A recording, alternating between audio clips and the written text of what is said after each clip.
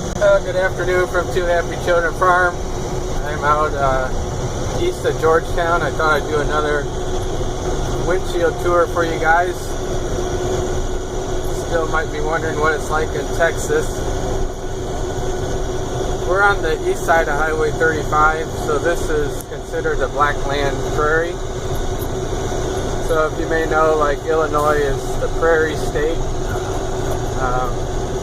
This is Texas's version of Illinois. Next to me right there is a peach orchard. It's 2 years old and growing nicely. So this area was all prairie grass, not a lot of trees, so we got a lot of naturally deep black soils.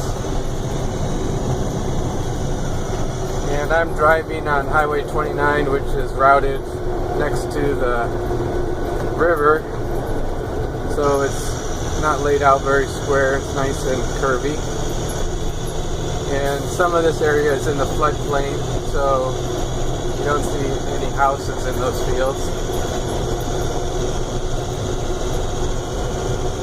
You'll notice our trees are still green. Those are the live oaks. They'll drop their leaves out in March, but they're immediately replaced with new leaves. This is getting more common around here. It's ridge tilling. No idea why that's getting more common. Most likely too, it's on 36 or 40 inch rows, which to me is still kind of strange to have it that wide.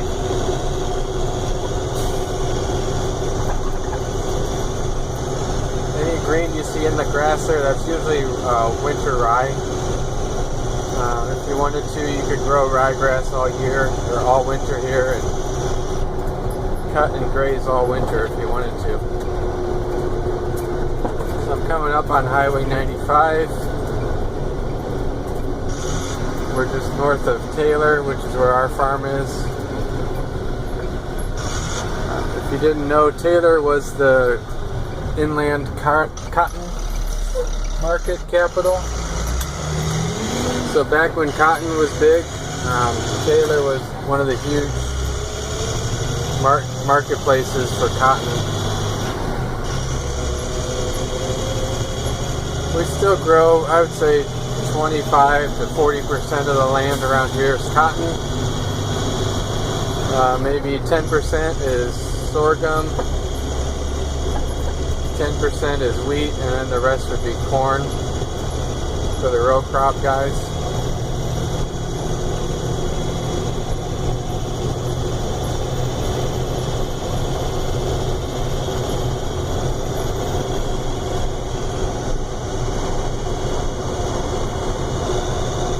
Scenery there.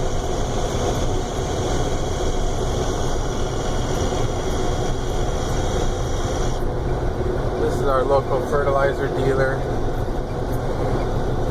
What I've noticed down here, we don't have big long layouts of fertilizer plants, and you don't see a lot of buggies either.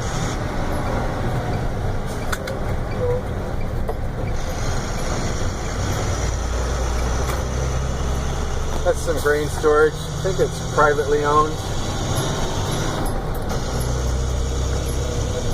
You don't see a lot of grain storage down here like you would in the other parts of the country.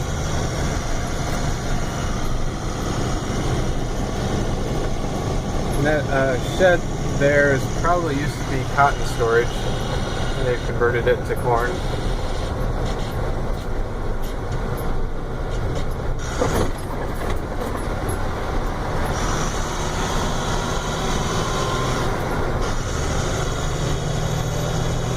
So the part of the county we're in, we get a lot more row crops. So right next to us, there's going to be some pasture land here. And again, with 30 inches of rain, the pastures are usually pretty good. They had a good year for hay. We had over, I think, 38 inches so far this year of rain. So you see a lot of hay on the side of the fields. Everyone here does round bales. Don't see any squares. So I turned off on main road and we're back on the county roads. There's not very many straight roads out here. You can see the field. They worked the hell out of it, and it's pretty flat, but there's still always a lot of erosion. And you can see the rocks, a lot of rocks.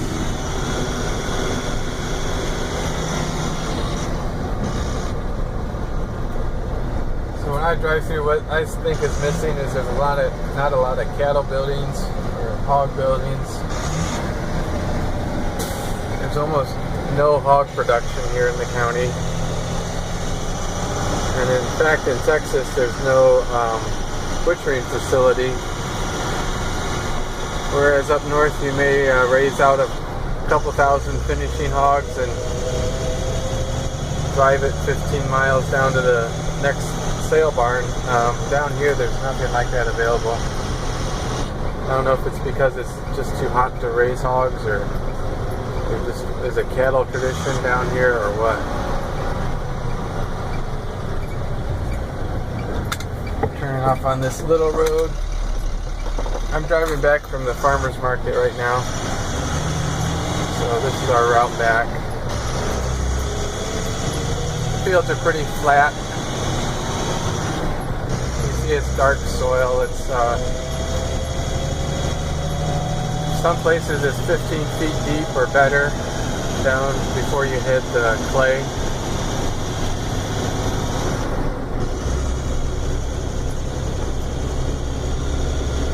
Down here, nobody does any sort of field tiling. They mostly try to do surface drainage control. So there's going to be terraces that they build up in the field, trying to slow down the water. In the last 2 years, we've had a lot of rain, so that's led to a lot of erosion because the fields are completely whistle clean from September through, planting season in March. So that's a lot of time for having those fields clean and unprotected. And their weed control through the winter is a lot of additional tillage. Out in the distance, those caterpillars are probably putting up some terraces and probably trying to repair the damage from the rain this year. But these fields have, mostly they get a heavy disc after harvest, and then they probably come back and disc it again, or some of them will come back and do a chisel plow.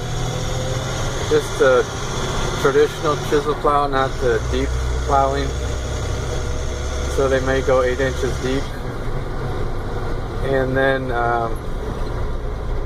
after that, I've seen them start cultivating. They're already cultivating, and it's early December, not even early December. So the fields are already in planting condition by now.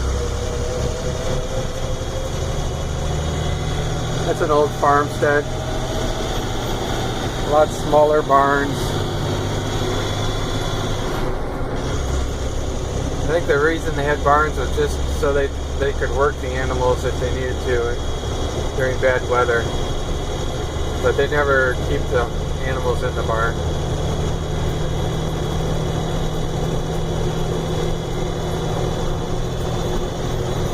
This is a field of sorghum. I don't know what's going on. It looks like it's developed, but he never harvested it.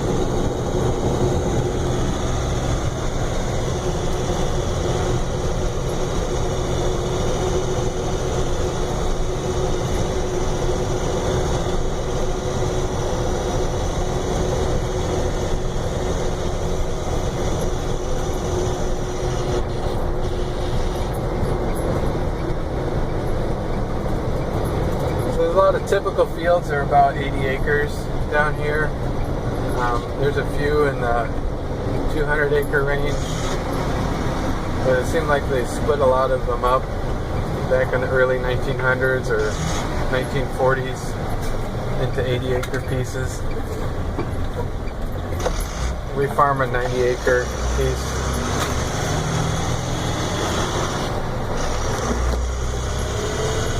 So this field just got planted to wheat last week. So they do some winter wheat down here.